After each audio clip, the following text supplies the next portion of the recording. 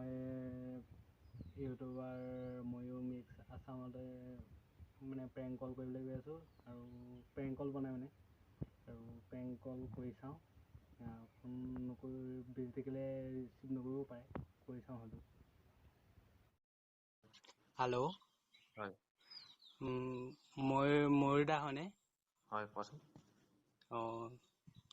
ময়ূৰ দা মোৰ এটা চেনেল আছে হয় প্ৰমোচন কৰি দিব লাগে। কি চেনেল আছে তোমাৰ?